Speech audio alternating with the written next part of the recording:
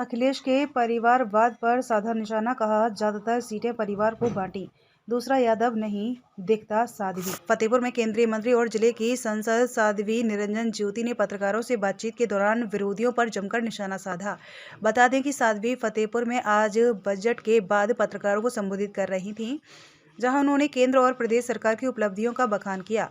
इसके अलावा साध्वी ने ओवैसी के बयान को भड़काने वाला बताया है। उन्होंने बताया कि ज्ञानवापी मामले में ओवैसी देश की जनता को भड़काना चाहते हैं। साध्वी ने राहुल गांधी को भारत जोड़ो यात्रा पार्ट 2 पर निशाना साधते हुए कहा कि राहुल जहां जहां जाएंगे वहां वहां उनका गठबंधन टूटा जाएगा। टिकट बंटवारे को लेकर भाजपा पर हमलावर रुख रखने वाले सपा अध्यक्ष अखिलेश यादव पर साध्वी ने परिवारवाद पर चुटकी लेते हुए कहा कि अखिलेश यादव को परिवार के सिवा दूसरा कोई यादव नहीं दिखता। उन्होंने ज्यादातर सीटें परिवार के लोगों को दी हैं। साथ ही साध्वी ने कहा कि आगामी लोकसभा चुनाव में 400 से अधिक ऐतिहासिक सीटें जीतकर मोदी सत्ता में तीसरी बार वापसी करेंगे। आदेश दिया है, पूजा हो रही है, न्यायालय पर भरोसा रखना चाहिए। कोर्ट सबूत के आधार पर चलता है, किसी सरकार या किसी व्यक्ति के आधार पर नहीं चलता। इस तरह की बयानबाजी क्यों दे रहे हैं, क्या लगता है? सीधे सीधे भड़काने का प्रयास कर रहे हैं। और अखिलेश का एक बयान आया कि बीजेपी जो जितने सांसद हैं सभी का टिकट काट रही है। अखिलेश कौन होते हैं? सबसे ज्यादा यदि सांसद भारतीय जनता पार्टी में तो ओबीसी के हैं और दलित समाज से हैं। उनको तो अपने अभी टिकट घोषित किया तो 3 तो अपने परिवार के दे दिया, किसी और यादव को दे देते। क्या और यादव नहीं थे बदायूं से लड़ने वाले? देवघर में आज राहुल गांधी पहुंच रहे हैं, उनकी यात्रा पहुंच रही है और बाबा बैजनाथ के दर्शन करेंगे। वो भगवान करे जहाँ जहाँ जाएंगे वहाँ वहाँ उनका गठबंधन टूट रहा है। मान करके जिताया है तो मेरा काम भी है जनता के लिए काम करना। तो इस जनपद के लिए भी सरकार नहीं होती, डबल इंजन की सरकार नहीं होती तो भी संभव नहीं था। ये जो भी काम दिखाई पड़ रहे हैं दोनों सरकारों के कारण दिखाई पड़ रहे हैं और उसमें मैं निमित्त नहीं हूं, मैं तो एक माध्यम बनी हूं। जनता और सरकार दोनों को मैं श्रेय देती हूं। यदि जनता मुझे इस लायक नहीं बनाती तो जो जिले में बड़े बड़े काम आए हैं ये शायद नहीं हो पाते।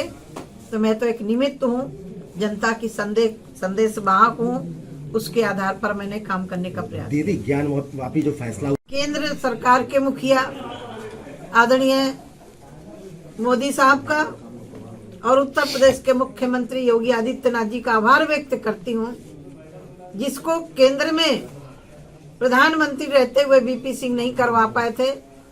ये बहुत ज्वलंतशील समस्या थी फतेहपुर के लिए, वो भी स्वीकृत हुई। उसमें भी 400 करोड़ के लगभग पैसा आ चुका है। एक सबसे बड़ी समस्या जब से मैं आई तब से देख रही थी गाजीपुर विजयपुर वाला मार्ग, वो भी 90 करोड़ की लागत से उसकी भी स्वीकृति हो चुकी है, उसका भी टेंडर प्रक्रिया में आ चुका है। मुझे लग रहा है कि मैं यद्यपि काम करते करते कोई ऐसा व्यक्ति नहीं होता कि संतुष्ट हो जाए, फिर भी मुझे अपने आप पर इसलिए संतुष्टि है जिस उम्मीद से जनता ने मुझे जिताया था। मैंने भरसक प्रयास किया है।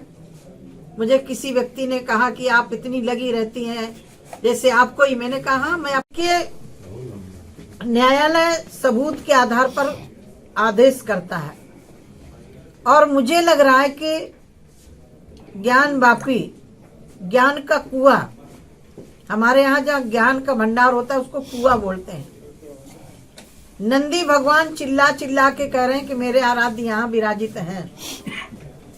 किसी भी मस्जिद में त्रिशूल नहीं होता, किसी भी मस्जिद में स्वस्तिक नहीं होता, किसी भी मस्जिद में देवी देवताओं के चित्र अंकित नहीं होते।